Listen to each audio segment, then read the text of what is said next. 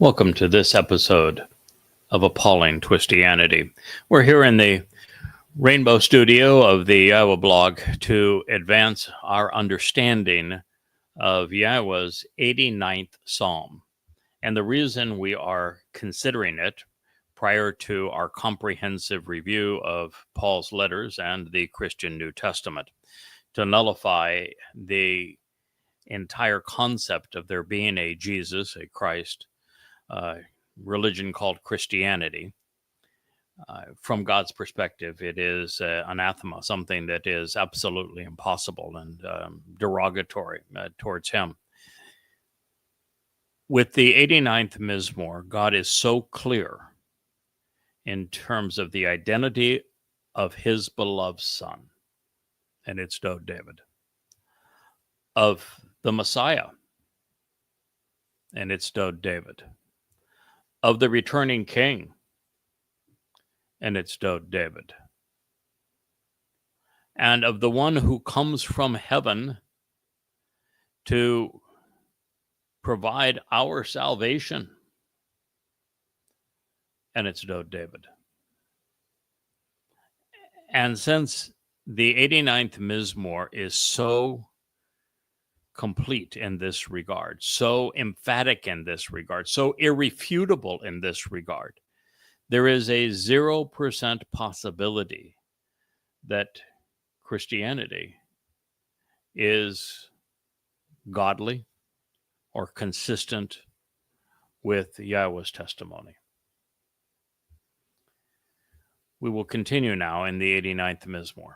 It reads, "The spiritual realms, the heavens, the abode of God, they know and they confess." Now he's speaking of Dode in this situation.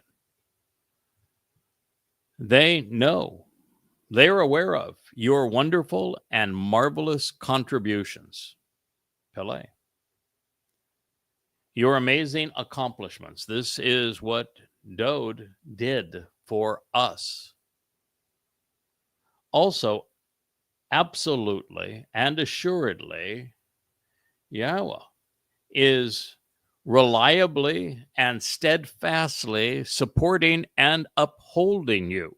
I'm going to remind you, in the last statement of this psalm, we were told that Yahweh, God, was speaking about Dode. Yahweh is reliably and steadfastly supporting and upholding you in the assembly and in the community of the set apart.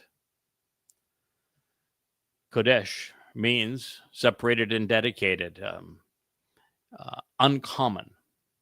And since the most common of all human contrivances is religion, in the assembly and community of those who are not religious, politics would be the second most popular human contrivance.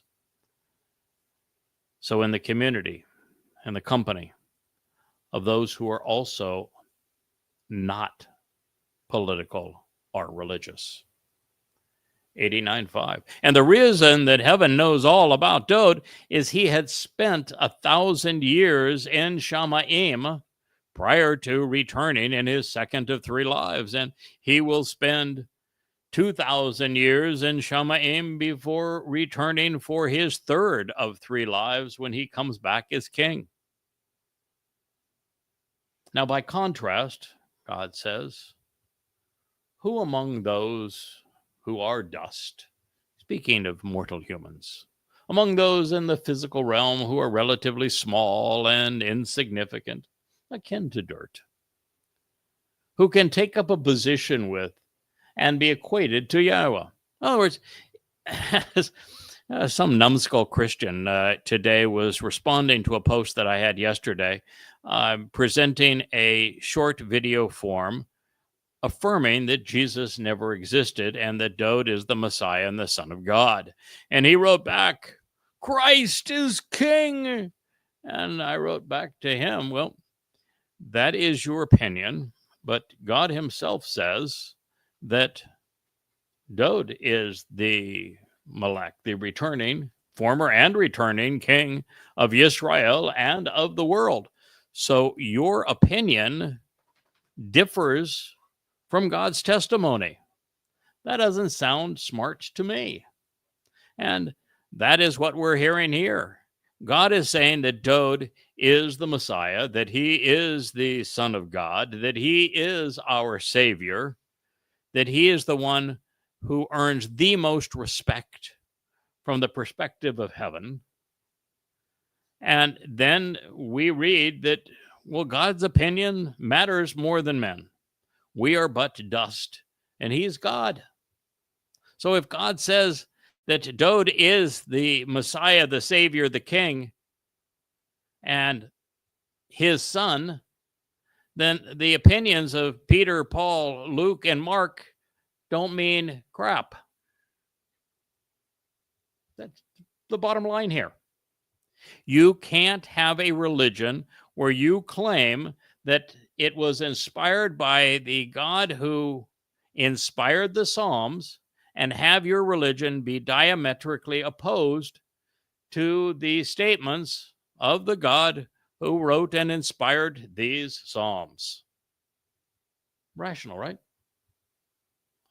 So why do Christians attach their Old Testament to a New Testament when they are diametrically opposed to one another?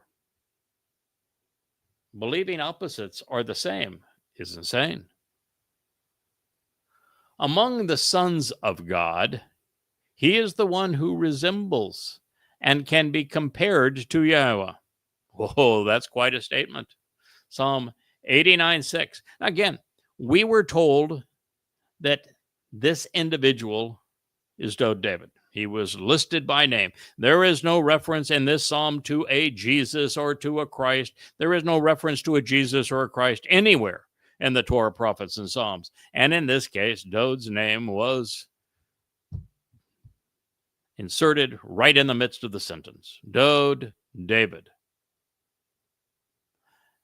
And now we're being asked to ponder the realization that from God's own testimony, Dowd among the sons of God, and there are many because Bakudim is a firstborn children, plural, harvest, and that God actually speaks. Could you, Rich, please take care of the dog? She's really devouring her paws there. I'm sorry, we occasionally have to deal with Asher, who knows that the moment we begin a program like this has the opportunity to chew on the paws that we would not normally allow her to do and harm herself in that way. So she's gone right back at it.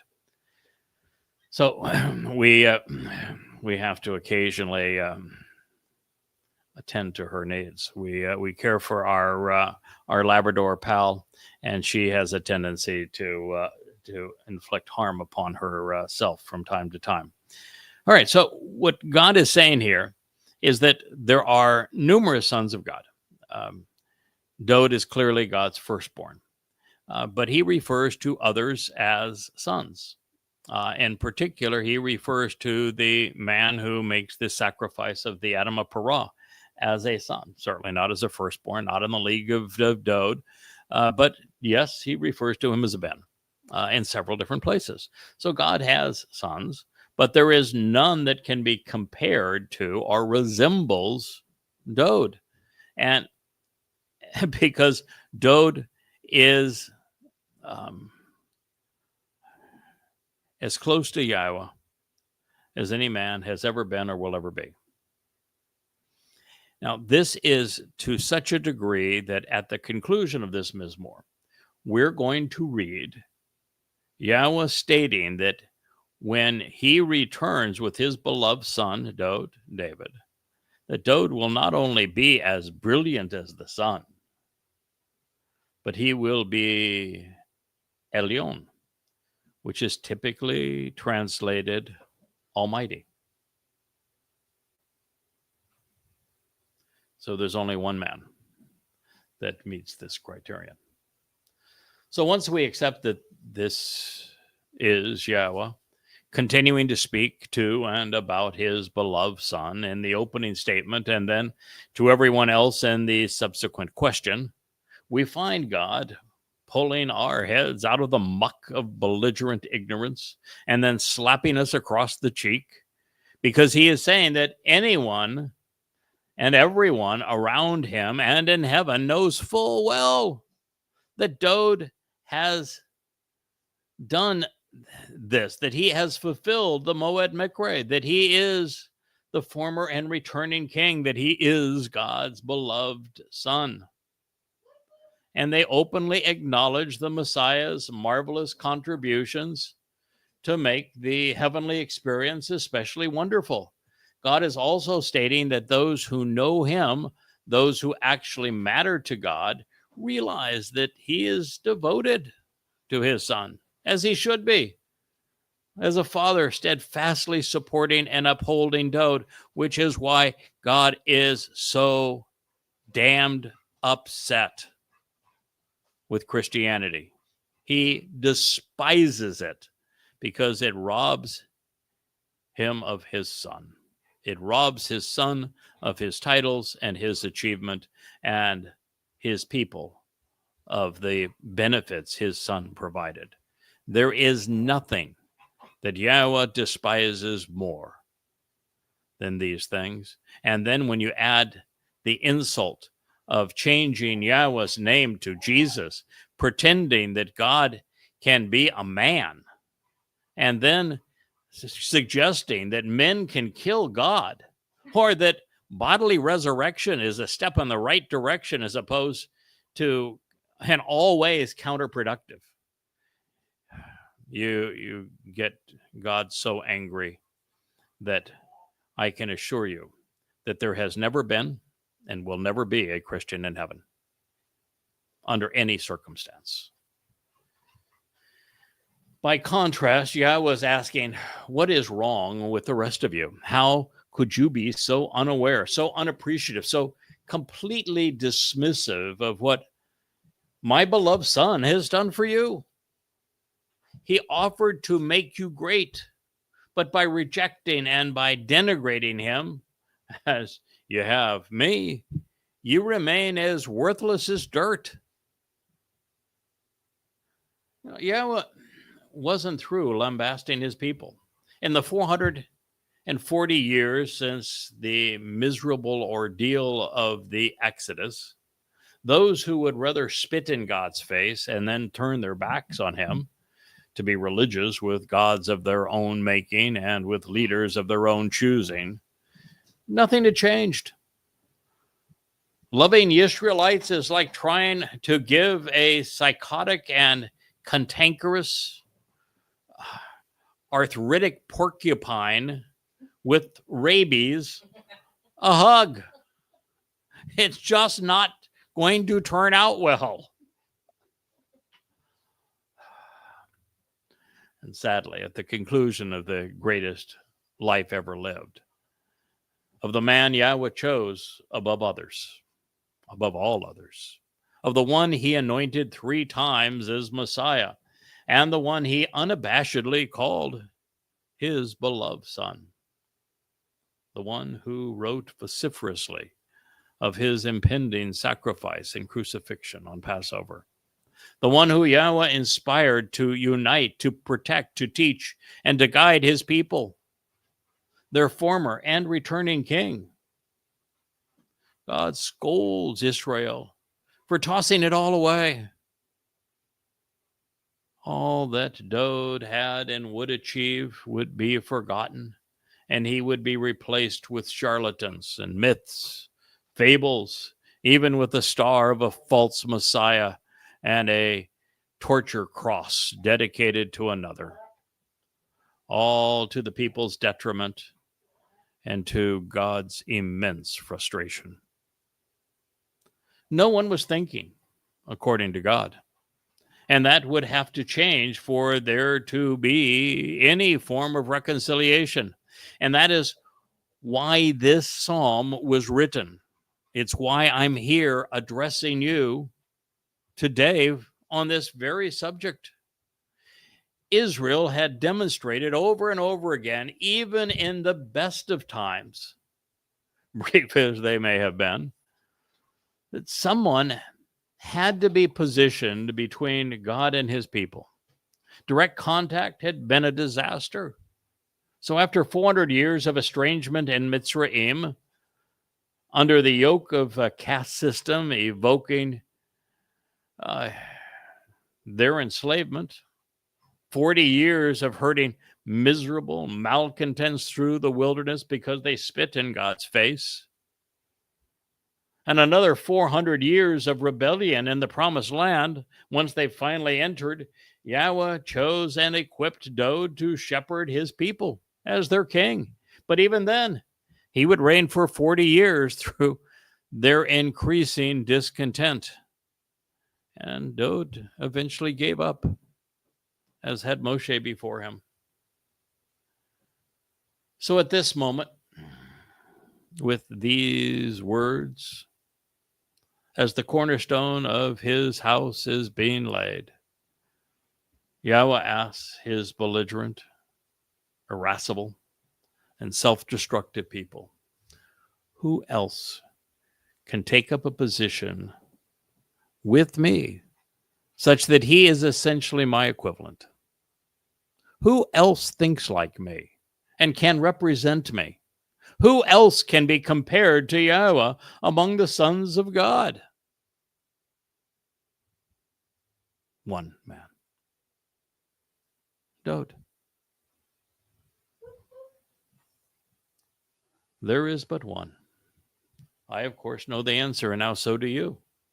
But why, with all of the pronouncements Yahweh provided regarding him, have his own people failed to acknowledge this obvious conclusion for the past 2,990 years? It's Dod. He's the one. He's the answer. No one else was qualified and equipped to heal the rift or lead the reconciled remnant of Israel and the covenant family through eternity. Fact is, there is no remnant nor family without him. God doesn't return without him. Our planet is destroyed without him. So, do God, his Son, and I, as their witness, have your undivided attention? And if not, why not? You know, it was a riddle with a ridiculously easy answer. And the one who is equated with Yahweh, the one who thinks like Yahweh, especially among the children of God, is, of course, Dod. God answers the question himself. He is the man after God's heart. The aforementioned, this affirmation, I should say, appears in Shamuel, meaning he listens to God, which is really good advice. 1 Samuel 13:14, a passage that we will consider later in these chapters, presenting what is needed to refute the ill effects of Christianity and how the religion robs everyone of knowledge of the very Son of God, our Messiah and Savior, indeed our King. And so while this is true, the proclamation was designed to set up a comparison between the wonderful accomplishments of Father and Son, which are acknowledged in heaven, contrasted with the meaningless myths attributed to the sons of God conceived within the material realm, Dionysus and Jesus being among the impostors.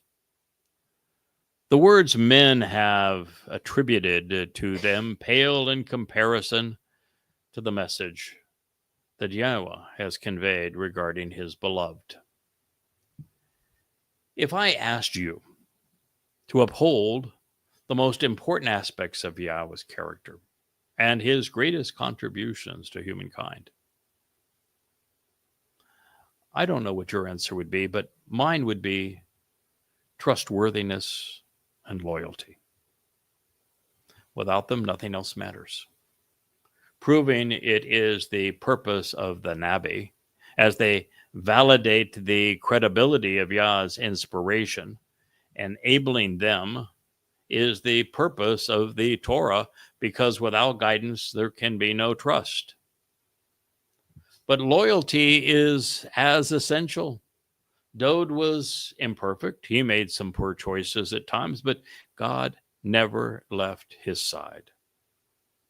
It has taken me more than 20 years to understand and to convey this message. And my initial attempts were spotty at best. Nevertheless, YAHOWAH continued to enable what became Yada Yahowah. The free books offered at yadayah.com and the message of this YAHOWAH blog, as our understanding was honed and sharpened.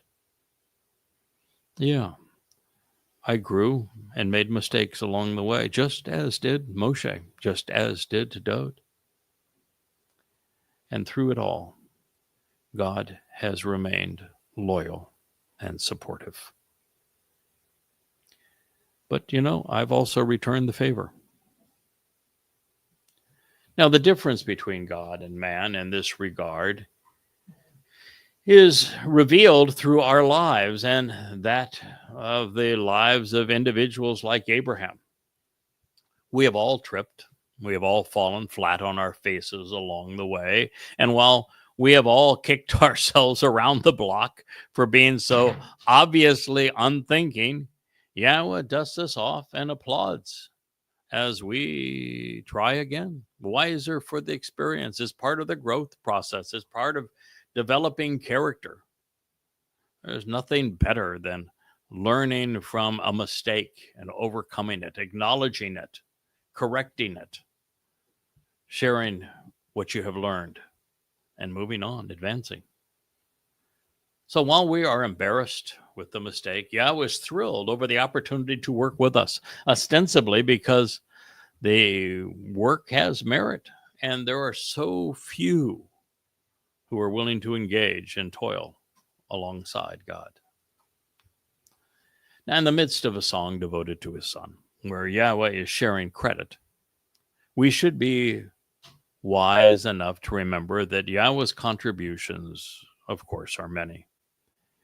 He created an enormously large, complex, and yet functional six-dimension universe. He conceived life, writing a three-dimensional language to propagate countless possibilities. He gave us free will and a conscience to wield it. He designed us so that we'd be able to understand him and respond to him. Then he not only gave us his Torah and his prophets, but he also offered his son, through whom he fulfilled so many marvelous promises.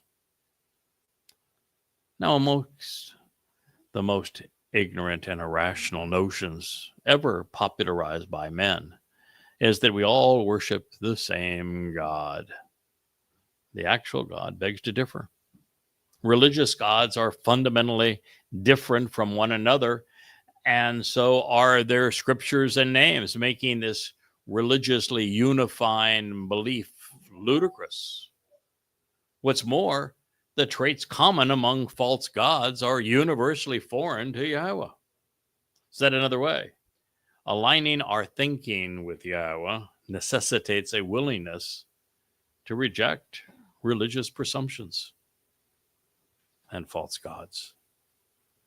As we proceed, the following is a continuation of the previous thought. So, in context, we return to the psalm and read, "Among the sons of God, he is the one who resembles and can be compared to, thinks like and processes information similarly to YAHOWAH, a God who is inspiring and awesome in the counsel of the set-apart ones, tremendously inspiring and abundantly respected beyond all of those arranged around him." Mizmor, Psalm 89:7. Yes, God's intent is to inspire us. He is awesome, and yet he never overpowers us. He never seeks to overwhelm us. He doesn't show off. But in the council of those who are set apart, of those who are separated, of those who are uncommon, the Kodeshim, he is tremendously inspiring and abundantly respected. He is Yahweh.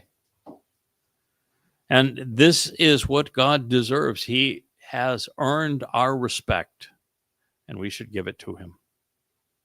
And the opposite of that is to disrespect him by pretending that God is as small as a man, by pretending that God can be killed by men, by pretending that God has a different name than Yahweh, by pretending that God has a son other than Dod, by pretending that there is another king.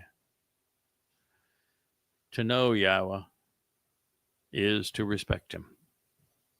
To understand Yahweh is to revere him. To accept what he is asking and offering in return is to join the council of the set apart. I know. I've not only been there, I lived there. Now, this next line was likely spoken by the council of the set apart, who have acknowledged Dod's marvelous contributions, because now they are celebrating what makes his father so special. Yahweh, that is the proper pronouncement of the name of our Elohim, of our Eloah, God, directed by his Torah teaching regarding his Haya existence. Yahweh, God of the vast array of spiritual implements, the Sabbath.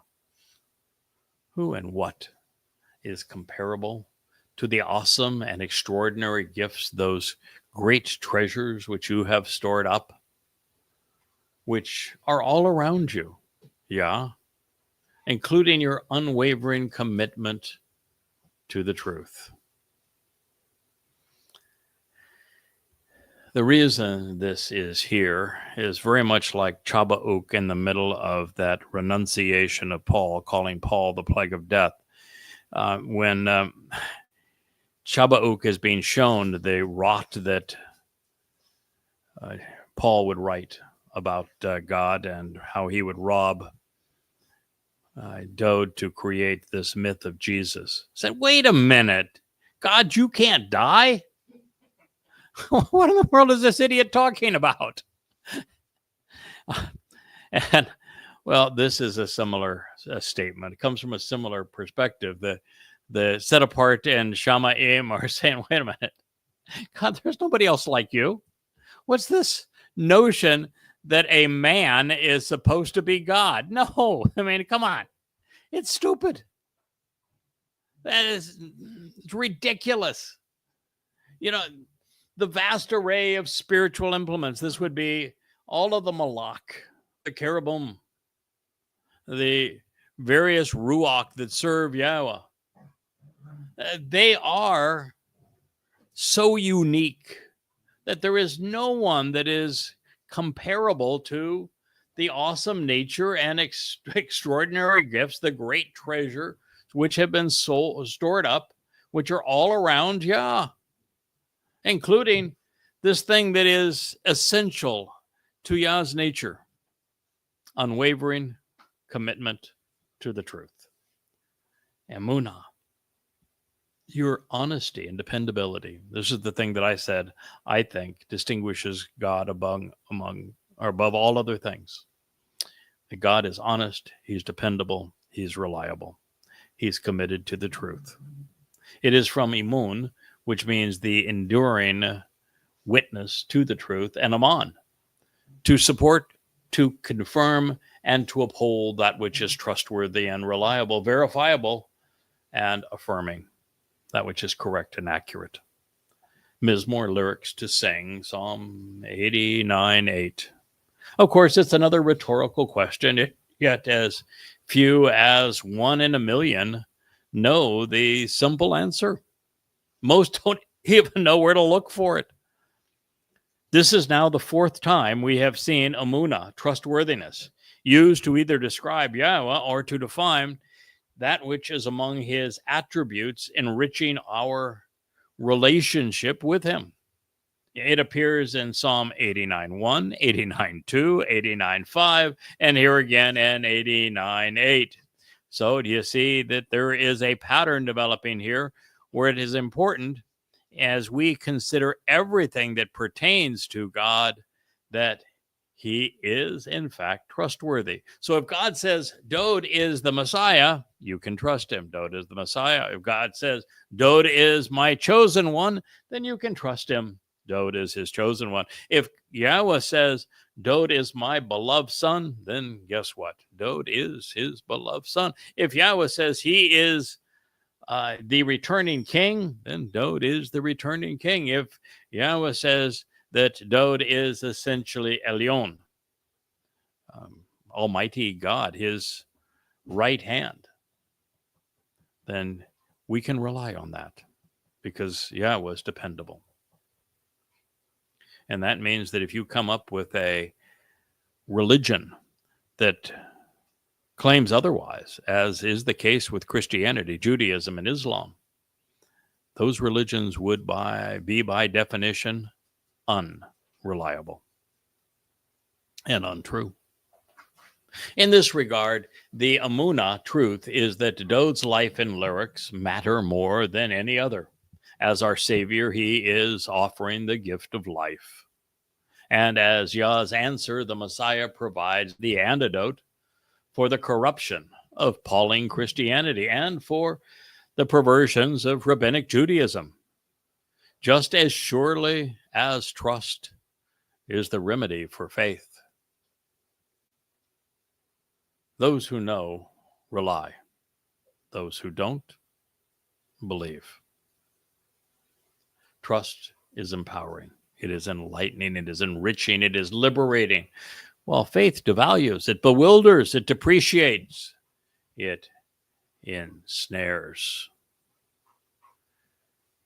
Having now established the proper vantage point to capitalize upon what Father and Son are offering, and after hearing from the spiritual realm, Yahweh resumes speaking to us in first person about our Messiah and King, the great lyricist who composed the Proverbs and Psalms, the defender of the people.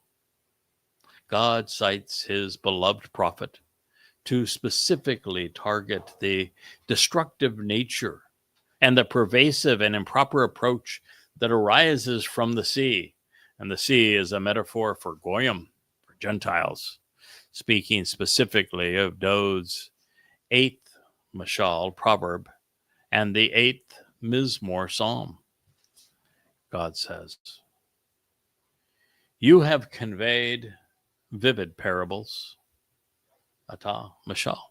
You have created easily remembered proverbs, which are word pictures in regard to establishing one ruler over the raging and devastating and therefore presumptive arrogance, the undue and unwarranted status, the moral failures among the violent agitation associated with the surging of the sea. When its turbulent and surging waters rise up in deceit, when its stormy conditions and strong currents, which are contaminated with biological excrement and defiling human dung, are roused using clever trickery and crafty delusions, you expose them. You condemn them." Mizmor lyrics to sing, Psalm 89:9. The most popular belief system among Gentiles is Roman Catholicism, followed by Orthodox and Protestant Christianity. Sunni and Shia Islam would be next, followed by anti-Semitic conspiracy theories and insulting progressive platitudes. From God's perspective, they are not only presumptive, holding unwarranted status, and deceitful, they are predicted to become ever more turbulent. They will collectively rise up and seek to erode Israel based upon the strong undercurrents which have contaminated people's thinking the world over, deceiving so many today. For example, the majority have been led to believe, as a result of these reprobate diatribes, that there is no place called Palestine, and that oppressive Jews are occupying the land which belongs to Palestinians. I have endeavored to expose this diabolical and deadly myth, but only Yah can stop these miserable parasites and their senseless pundits. And this is no small matter, because the onslaught of Islamic and progressive rage against Israel will lead to the imposition of a terror state carved out of the heart of the promised land, bringing with it the certainty of catastrophic war. 2 out of every 3 Jews will die, and they will fare better than the Gentiles around the globe. Now that the stage has been set, the full cast must be introduced before the battle begins. And in this drama, there is a hellish villain, there is a genuine hero, and his herald. So continuing to speak to his son, our Messiah, Yahowah states, "You yourself will humble and crush. Yes, you will reject and defeat the oppressor, shattering while making contrite the slander of that which is comparable to the reprehensible and deadly nature, the kalal, that which can be properly defined as a death cult, the profane and popular associations as a result of one person pressing his agenda, overwhelming and fatal. The pretentious pride and stormy arrogance of the boisterous afflictor and his false god, Rahab. This speaks of the haughtiness and frenzied activity of the insolent and the audacious one who presses his contentious and opposing plea, the defiant and confused musings associated with and emboldened by his verbal taunts for religious worship and submission, along with the senseless behavior and insubordinate taunts of self-willed individuals who falsely claim divine authorization in concert with the monstrous sea of idolatry, all with the empowered and fortified, uncompromising and steadfast, strong arm of your Zeroah, who is sowing the seeds for this harvest. Zeroah is a powerful term. It is the protective ram of yours who prevails because he is effective and fully resolved on your behalf, demonstrating the overall ability to accomplish your mission as a remarkably impactful individual of action who is fruitful in your ways, especially when sowing your seeds, which when cultivated grow and are productive when denoting and advancing your purpose in the harvest and through the sacrificial lamb. You isolate and you separate your adversaries. 89:10. So just as Dod valiantly defended Israel, winning 66 consecutive battles with Yahweh's support, he will return at a time when all of those who have come to assail his people will be wiped out. There will be no more who claim politics, militancy, or religious natures or themes, concoctions. There will be no conspiratorial adversaries. And at this point, God will literally incinerate them in the presence of the third and final Zeroah, the one sowing the seeds for the final harvest. Now, since this song was written by Yahowah to express his enduring admiration for his son, God is continuing to speak to and about Dode, making you lowercase.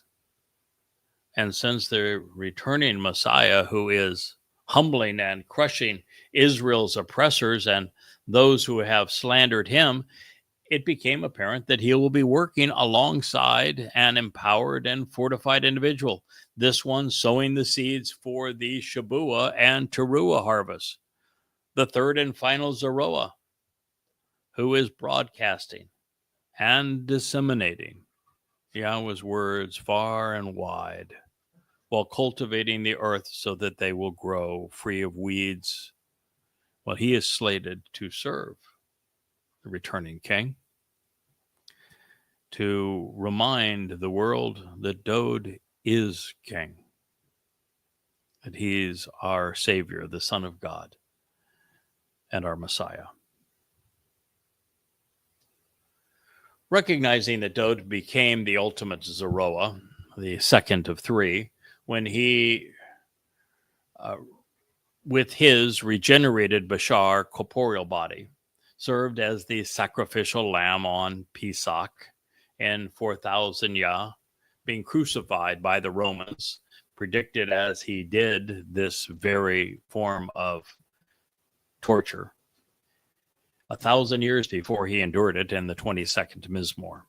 It is now apparent that he has an apprentice. He has an up-and-coming Zeroah who is devoted to his cause and to restoring Dode's place of prominence. And so the Messiah Zeroah will be disseminating all that can be known about Dode's essential role and his purpose in Yahweh's plan and the lives of his people. Now, this would make sowing and cultivating workmanlike in the Zeroah's case here as the herald of the most important Zeroah, the sacrificial lamb, who had served as the Pesach Gael 40 Yobel prior. Dode's Zeroah would not only be preparing Israel for the arrival of their king, he would be Daka, rejecting and shattering the slanderous nature of Ha-Chalal, the reprehensible and deadly nature of the Rahab, the boisterous afflictor, the frenzied and contentious actions of the religious who are audacious and emboldened. Speaking of Christians and Muslims, even of the Orthodox Jews.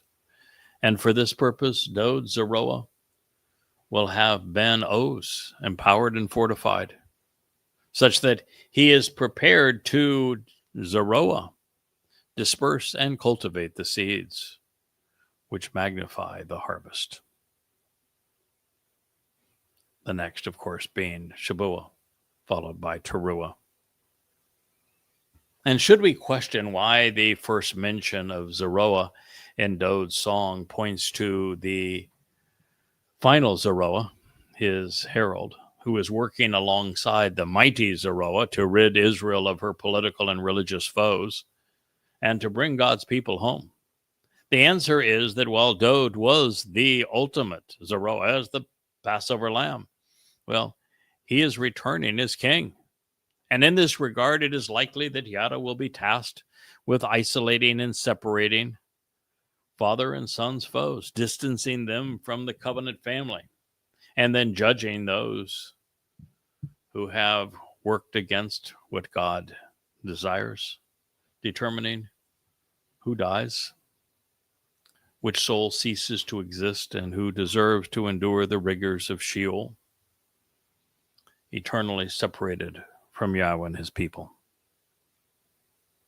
It is interesting to note in this regard that Chalah is comparable to the reprehensible and deadly one, while Rahab addresses the pretentious pride and the stormy arrogance of the boisterous afflicter and his false god. They are both singular and thus focused on one person or religion. And it is Chalal, popular and fatal. At this point, it sounds like the Torahless one, inspiring Muslims to kill Jews, doesn't it? As we have previously discovered, Yahweh is leaving nothing to chance, shoring up the little Zeroah so that he does not fail the family.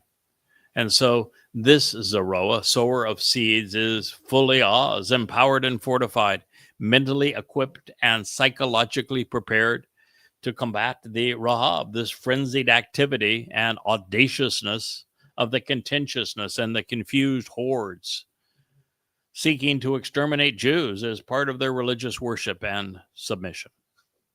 It is why I was first asked to write Prophet of Doom, which was a 1,000-page narrative on the Quran and Hadith, and have subsequently, after 10/7 of 23, expanded that work into goddamn religion. Now, 825 volumes, 4,200 pages of documented proof to show the frenzied and audacious nature of the confused hordes that are seeking to exterminate Jews, as they are Muslims, following Allah's orders and Muhammad's example. And since Chalal addresses that which is profane and thus common, and Ka implies a broad association, the death cult being crushed by Dod's Zeroah has had a defiling and deadly influence over millions, if not billions. So whether God is speaking of dressing down Paul and Christianity, or Muhammad and Islam, or their inflamed legacy, Yada, as the final Zeroah, is the one who has done both and is prepared to serve as Dod's herald, because he also wrote the 5 volumes of Twistianity, of which we are now deeply involved in volume 1. And so at the very least, Yada, as Dod's herald, is going to be prepared. Yes, you've written 10 books on denouncing these 2 Gentile religions. You ought to know what you're talking about by that time. Now, in recognition of these things, considering their uniqueness and importance, Yada is perhaps being offered an attaboy, if you will, in the midst of Dod's song. But more than this, his Nesh sign, presenting the seeds of the harvest, Yada Yahowah, representing that Nesh sign, is being endorsed and recommended by Father and Son, setting it apart as a must-read for Israel and Yehudim at this time.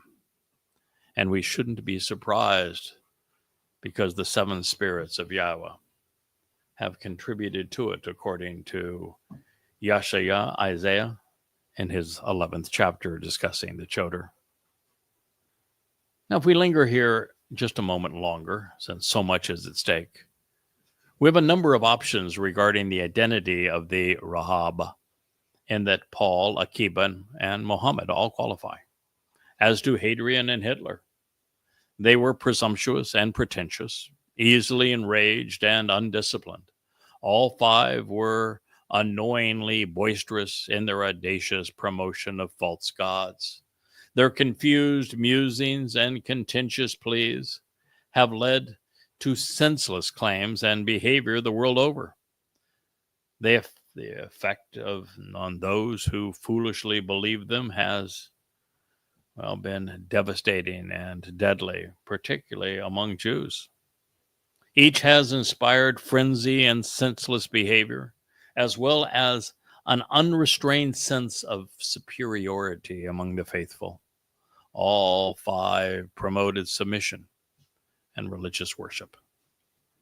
However, since Paul, Akiba, Muhammad, Hadrian, and Hitler are Chala, dead. It's either their reprehensible, confused, and fatal legacy that the empowered and fortified Zerroah is going to extinguish, or Satan incarnate, the Torahless one, who will be drafting and employing the religious and the political. And as we have learned from the prophet Isaiah, from what David as Gabriel revealed to Daniel, and through the Antichrist's autobiographical narrative in Ezekiel, the Torahless one, known to Christians as the Antichrist, is Donald J. Trump. And this puts us at an interesting place in this Mizmor, because we are adversaries. In the end, it will be my witness against his. He will eventually move to Jerusalem. He will be embraced by Israel, even though he is the man most responsible for dissecting the nation in its midst, with promises of peace that will not be honored. And he will ultimately confront me. And I will, for the moment, stand down, allowing him to bludgeon me to death, just as Dode allowed the beast of Rome to bludgeon his corporeal body to death to fulfill Pesach. I will do so in the fulfillment of Towrah. But ultimately, it will be Satan's undoing, his last hurrah. Because in the sacrifice of the Adam of Perah, Israel is restored. It is also germane to note that there are two principal and one supportive Zerroah. Moshe and Dode are the heroes of this story, and Yada has been asked to tell this story to you about them. Also instructive, while Moshe tried to do it all himself and did not delegate, the mightiest of the Zerroah, Dode, as king and returning as he is essentially God, will follow his father's example. So while he is orchestrating these events, shepherding the flock, and acting as the master of ceremonies during the family reunion, he will have those serving beneath him clean up much of the mess that men have made, isolating the belligerents and separating the worst of them. Now, in this regard, even though Yada is a diminutive Zerroah by compared to Moshe and Dode, he still wields a strong arm, the very influence of God. And he remains fortified by the seven spirits of Yahweh, something that is unique to him. Moreover, judging and condemning the worst men on Yahweh's most hated list is something Yahweh has, or Yada, I should say, has requested, or that Yahweh has afforded to me.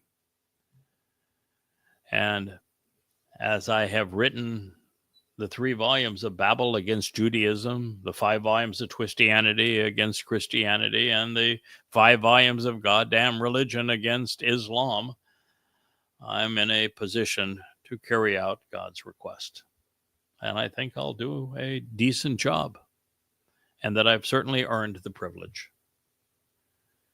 The reference to Pazar Oyeb, isolating and separating adversaries, could mean that God wants us to do as I have long proposed: quarantine viral and lethal plagues like Islam, so that Muslims are precluded from infecting and killing others.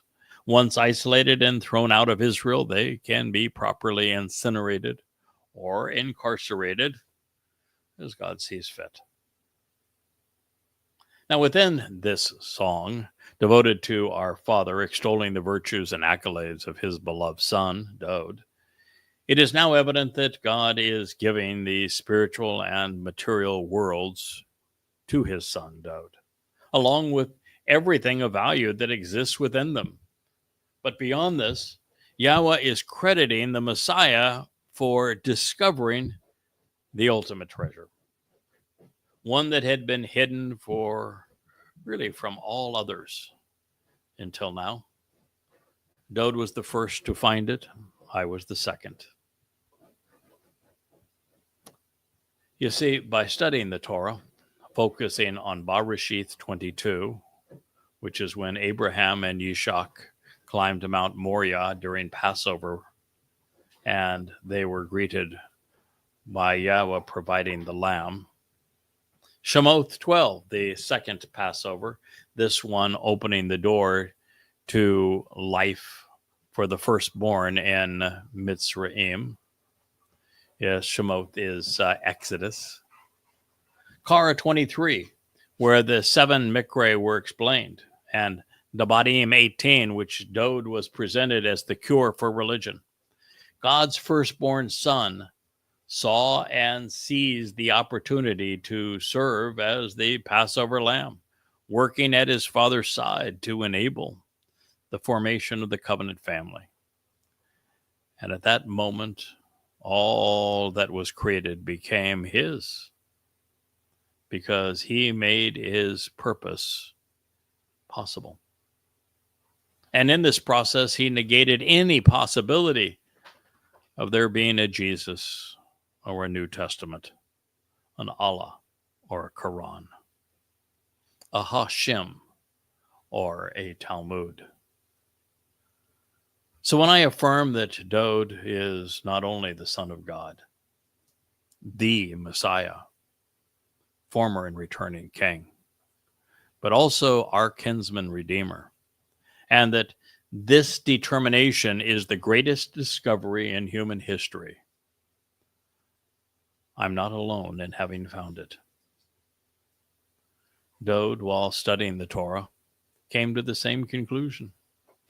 And while he would scribe 40,000 words to share his findings with us in his Mizmor and Mashal, and I have written another 7 million throughout Yada Yahowah, the difference between us is monumental. He did it, and I am his witness. The Son of God caused the very essence of Yahweh's story to play out this way, making the human experience productive, meaningful, and viable. He shared what he found and then did as he saw fit. We are the beneficiaries. And so with this in mind, I bring you a fresh and insightful rendition of Mizmor 89, 11, and 12. For you, the spiritual realm of the heavens. Also, even more for you, the material realm, the land, the world, and all that exists which is beneficial and valuable, satisfying and edifying it. You yourself found who set apart the basis for them, laid the foundation, and then assigned great treasures, which were stored up and hidden, and being at the right side, you caused them to be manifest this way. The shattered and abused of the world, and the devoted and dedicated who had been marginalized and banned, even set for extermination. Sing and shout for joy, calling out and rejoicing in your name. Psalm 89:12. There's some interesting words here which are worth further elucidation. So first, we're told that the spiritual realms and the material realm, the land itself, and all of the world, all exists and is valuable and is satisfying and it is edifying, and it is being ascribed to Dowd because he was the one who found and set the basis for all that is good. He laid the foundation and then assigned great treasures, which are now stored up, although they remain hidden for so many. And he is at the right side of God, God's right-hand man, if you will, and has manifest all of this in this way. So then this first word that requires elucidation is tabor, the shattered and abused of the world. Tabor, the shattered, crippled, and crushed of the planet. Note that Tabor is also a hill in the lower Galilee and is the location of the Battle of Deborah and Barak, where it was waged against the Canaanites, and it is where in 55 CE, 10,000 Yehudim were slaughtered by the Romans, and then countless more in 66 by Emperor Vespasian. Later, Muslims and Crusaders fought there. It is from Babel, perverted and confused world, Tabar and Shabar, to be broken down, maimed, and abused. And then it goes on to speak of the devoted and dedicated who had been marginalized, banned, and even set for extermination. These are the Chermon. These are the accused, the accursed, the mutilated, and destroyed. This is a reference to what is happening to Jews, has happened to them, and will continue to happen to them. It is also a mountain in the Golan along the Israel, Syrian, and Lebanese border. It's the site of intense battles in the Six-Day War in 1967 and the Yom Kippur War in 1973 against Muslims, and now serves as an Israeli observational point to monitor the Syrian and Lebanese jihadists. Now, this word was incorporated into Arabic and used to denigrate, ban, and curse Jews, from charam, to prohibit and utterly destroy, dedicated to extermination. And so God says, sing now and shout for joy, because he has turned the tables on them, and we do so in your name. Now, this distinction is vitally important, and it's routinely missed. A day is nigh upon us when Yahowah and Dowd will use their words to mashal, to rule the Geuth, devastating arrogance of the sea, which serves as a metaphor for anti-Semitic Gentiles. Father and son, delegating to the many working with them, will shabak, expose and stop, nasa gal, those who have risen by crafting deceitful delusions. On that day, Yahowah, Dowd, and the covenant family will daka, reject the chalal, reprehensible and deadly nature of Rahab, the pretentious afflicter, and his false gods. All while the Zeroah, this strong arm of God, this one that is cultivating the final harvest, comes crashing down upon Israel's Oyeb foes. And they will have every right to do so, because it is their Father's world. He is giving it to his Son. As Creator, Yahowah is in an entirely different position than those of us just living in it. And it is his Son and heir, who is Dowd, who will receive the lion's share. Therefore, we as mortal men are not called to rise up and slaughter our oppressors, as Akiba's followers attempted against Rome, with such horrid results. We are not called to be terrorists, as was Muhammad, nor crusaders, as popes had insisted, unless it is in self-defense, as was the case with Dowd protecting Yahowah's family. We should limit our attacks to courageously wielding God's words. He will take care of the rest. Ridding the world of the influence of religion can only be done at God's side, because he is also the only one who is justified in and capable of doing so. We did not create this world or conceive the life within it, and thus souls are not ours to take. Moreover, mankind has been warned since God provided humankind with copious instructions regarding behaviors where this would be the consequence. Religions are deadly because the faithful lead so many away from God by mischaracterizing him, none worse than Christianity. Their conquests and inquisitions, as well as their intent to subjugate others, particularly Jews, are entirely of human design. There are two reasons for mentioning Tabor and Tramon. First, these names are based on words revealing that there will be a turn of fortune for Israel. God's people have been broken and banned by Gentiles for 2,700 years, but their oppression is about to end.